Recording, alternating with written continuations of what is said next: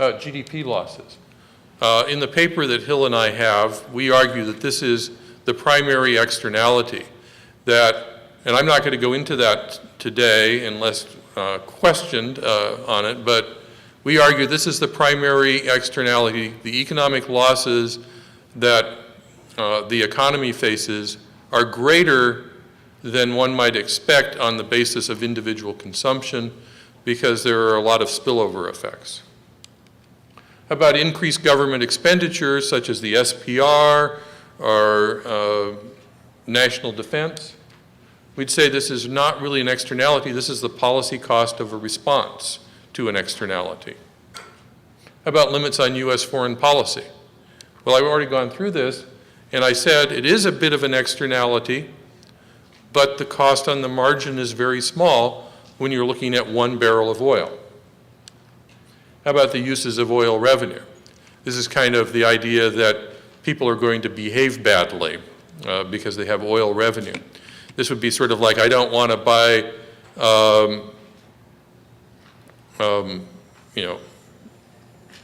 hardware from the local hardware store because the hardware store owner will give his son some matches and his son will throw matches out in the street or in my backyard. Well, what I would say here is that that's the throwing of the matches are what is the problem. It's not the buying stuff at the hardware store.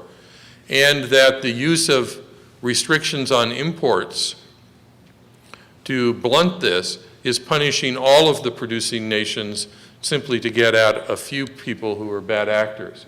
So this is not really an externality either. So I'm not going to go, in the interest of time, I'm not going to talk about the terms of trade.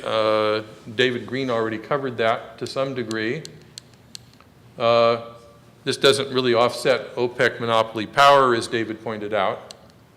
But it may have been a big impact on past US policy. We may have, particularly back in the 70s, conducted policy in such a way to drive the terms of trade for oil, and in the 80s.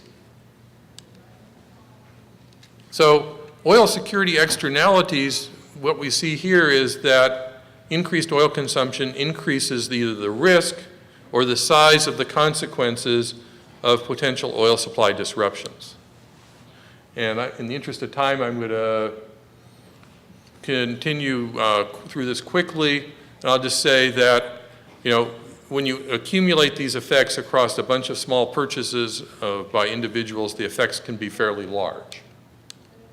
And individual consumers aren't going to consider this in their behavior because it's a cost borne by somebody else. And lastly, the US economy is really not likely to be organized in a way to minimize these impacts. So the oil security premium is just a way to try to measure how big these costs might be of an externality. And I'll skip through this and just say this is typically expressed in terms of dollars per barrel. It also could be used as an import tax. So in order to calculate oil security premiums, we have to look at projected oil market conditions, the probability of supply disruptions, the size of disruptions, which depends in part on non-US production and who's making up non-US production. Look at the price response to a disruption. And this depends on kind of market tightness and the elasticities. And we have to look at the response of US GDP to price shocks. And we have to look at the increased transfers to foreign producers during the disruption, to the extent it's an externality. And here's some plausible elasticities that have been offered about the income and short-run price elasticities. I show the source here as being Brown and Huntington, but the source behind Brown and Huntington was a survey of the literature and kind of coming up with these elasticities showing that the price elasticity of supply and demand are extremely low in the short run. And income elasticity is also a little bit on the low side. Quantitative effects on GDP, there's a lot of different studies that look at this. Hill and I used a little bit wider analysis range than other that have been used in some previous studies. The econometric studies in general provide a wide range. This is based on work by Paul Levy. He found this is what the literature did. In his work, subsequent to his work with David Green, he used this range. Energy Modeling Forum found this range. U.S. Department of Energy sort of says things are in this range, and the estimates of the newer models of macroeconomic losses are much lower numbers than is typically found in earlier literature. But nonetheless, based on some work by Jim Hamilton and our reading of Paul Levy's work, Hill and I decided to kind of stick to a little bit more traditional range. So it's also the case, the literature is said that the source of an oil supply shock, an oil price shock matters, that it's really oil supply shocks that have an impact on the economy, not oil demand shocks. And speculative price shocks may have an impact on the economy to the extent that they look like an oil supply shock. But if we look at increased world oil demand driving up prices as the result, that we would expect the impact on the economy to be a little bit different. In these cases, we might actually even see a positive relationship between oil price shocks and economic activity. So what we're really particularly interested in is the response of an economy to oil supply shocks. So what do we come up with for estimates? Well, we estimate the GDP, expected GDP loss associated with the additional consumption of a barrel of oil to be $3.65 for domestic oil, $4.87 for imported oil, and the difference of $1.22. Transfers are actually negative if we increase our production of domestic oil. And so we end up with a total externality associated with domestic oil consumption of $2.81, imports $4.98, and the difference being $2.17. This is kind of represents a projection for about 2015. If we, and we have a range on these numbers from the low end of our estimates to the high end of our estimates. And here what we do is we just trace out the data from 2008 through 2030 with this being our mid-estimate. We basically show the price of oil, the externality cost associated with the price of oil rising from around $5 a barrel to about $7.50 on imports, a little bit lower for domestically produced oil. So those are kind of our estimates based upon the EIA's outlook as the EIA projected it in 2009 AEO. So what about new sources of crude production? Well, the AEO 2009 and even the AEO 2010 isn't very aggressive in looking at new sources of oil production, such as Brazil. There are assumptions made in the AEO about what will be produced in the Gulf of Mexico, which may or may not turn out to be true.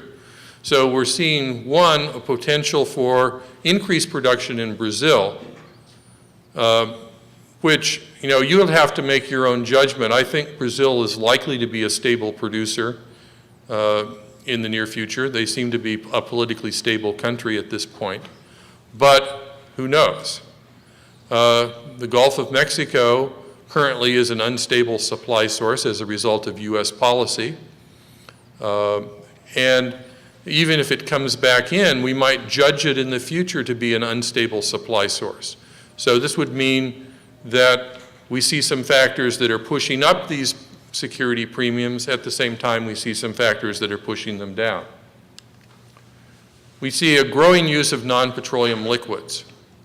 In thinking this through, our view was that the increased use of non-petroleum liquids, if they come from a stable domestic source, are simply a substitute for domestic oil production. Their prices, if you look at these non-petroleum liquids, their prices are moving in concert with oil prices. So they're essentially, up to certain limits, an identical substitute. So the security issues associated with non-petroleum liquids are the same as for domestically produced oil. If that becomes a bigger share of the market than is projected, that would increase energy security some.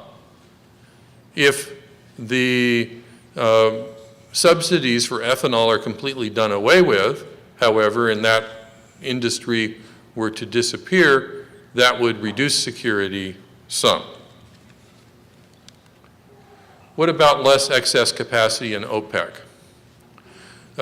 One of the key elements that we used in our analysis is a Beckhue and Huntington assessment in 2005 of the probability of various disruptions. And in this 2005 analysis, the highest probability is associated with a zero disruption. And first of all, that's the view of the group participating, that disruption, there's a lot of periods of time over any given year, it's not likely you would have a disruption of any size.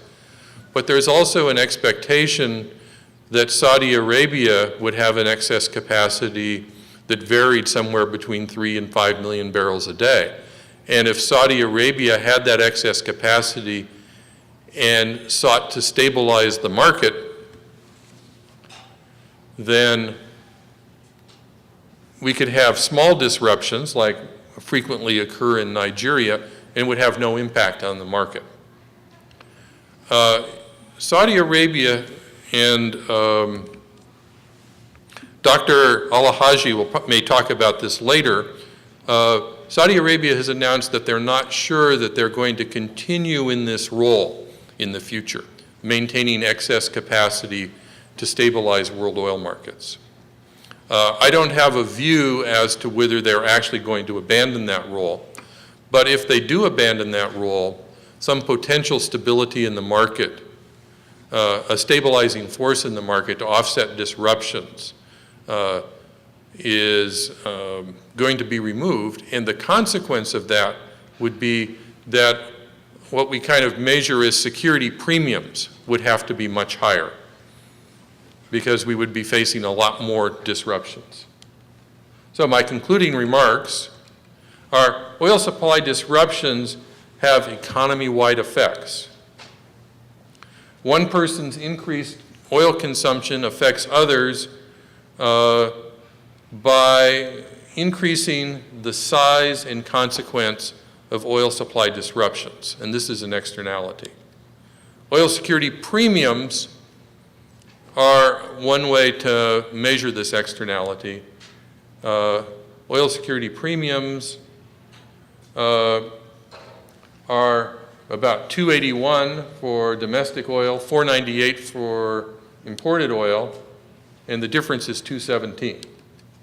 However, changes in oil market conditions could have an impact on these premiums. Some of those changes that we're anticipating could cause these premiums to go up. Some of them could cause them to go down. And each of these, could be quantified in a model, but I haven't done that today. Well, thank you very much for your attention.